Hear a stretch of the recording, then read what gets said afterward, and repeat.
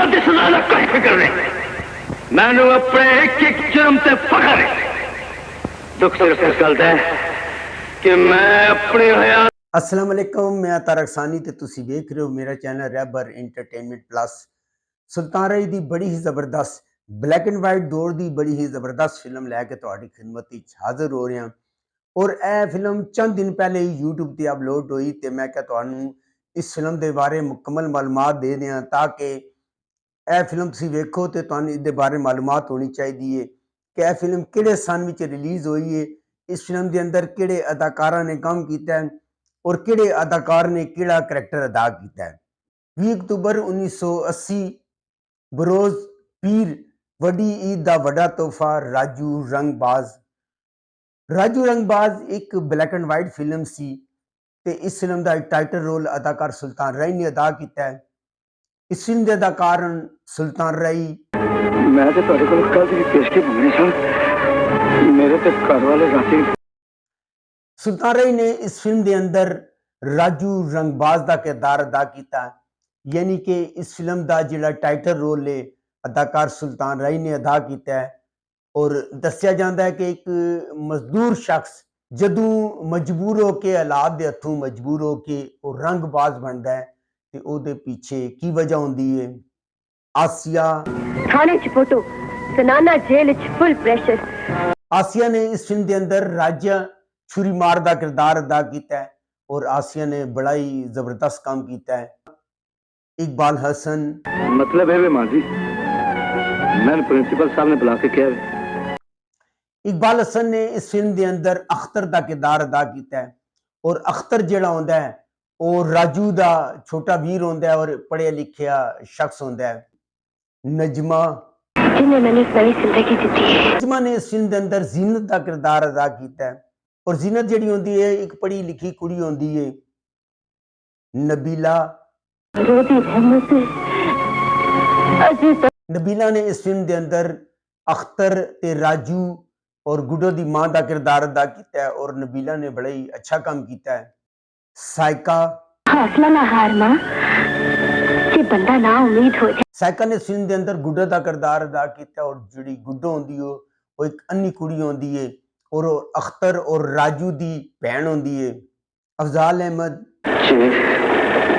जो दिल दे जख्मां नूं कच्ची नींद ने चकाई दिता। अफजाल अहमद ने इस फिल्म के अंदर मीरू का किरदार अदा किया है और मीरू जिहड़ा होंदा है वो जेल के अंदर राजू नूं मिलदा है और राजू नूं रंगबाज बनन दा तरीका दसदा है और उन्होंने रंगबाज बनांदा है। जग्गी मलक सुंगा के सानू वेख के जबान सौं गई हो। जग्गी मलक ने इस फिल्म के अंदर दादू का किरदार अदा किया और दादू जिहड़ा होंदा है वो एक गुंडा होंदा है और लोकां कोलों टैक्स वसूल करदा है। मनीर ज़रीफ की कह रही है भैना वो क्यों इनू किसी नवे केस च कोड़े। मनीर ज़रीफ ने इस फिल्म के अंदर रफरी का किरदार अदा किया है और अच्छा काम है और अच्छी कॉमेडी है मनीर ज़रीफ की। इल्ताफ खान हाँ जदों तू इस घर चाहिए ना। इल्ताफ खान ने इस फिल्म के अंदर सुल्तान दे पड़वीर का किरदार अदा किया है और एक शराबी शख्स होंदा है।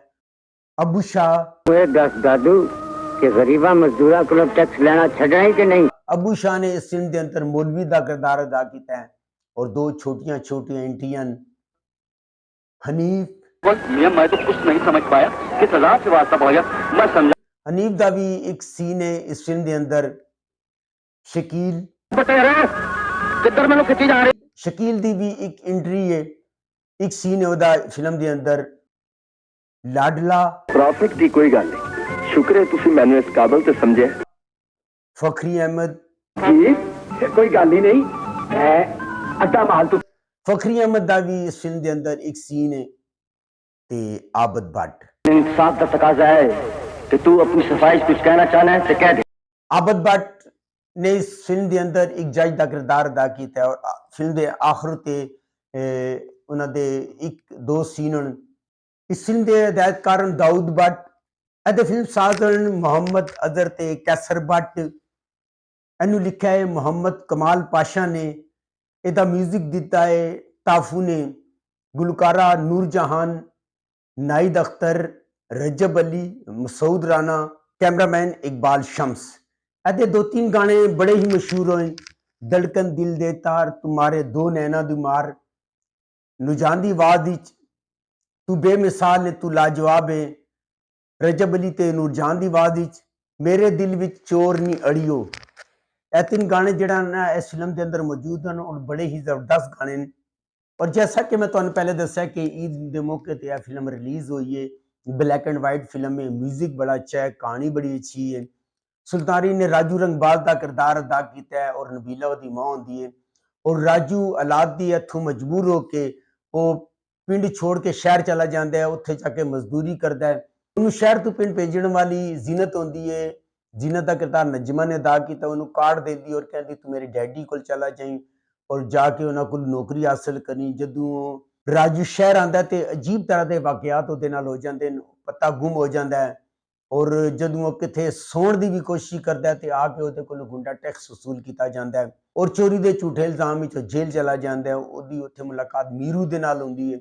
मीरू ने दस्या अगर तू कुछ हासिल करना है तो तू रंगबाज बन जा और राजू रंगबाज बन जाता है। राजू जदों जेल तो बाहर आता है तो वो मुकम्मल एक रंगबाज बन चुका होंदा है। मुख्तलिफ लोगों को वो चूना लगाता है, दादू नूं भी चूना लगाता है और मुख्तलिफ किस्म के और ठगबाजी के तरीके याद करता है। बड़ी अच्छी फिल्म है, तुसीं जाके वेख सकते हो। गाना अच्छे हैं, म्यूजिक बड़ा अच्छा है और तुहानूं यह फिल्म बोर नहीं होण देगी, मज़ा देगी तुहानूं। अगर तुहानूं मेरी मालूमात अच्छी लगी हो मेरे चैनल नूं लाइक करो, सब्सक्राइब करो तो शेयर करो। तो नैक्सट वीडियो तक रब राखा।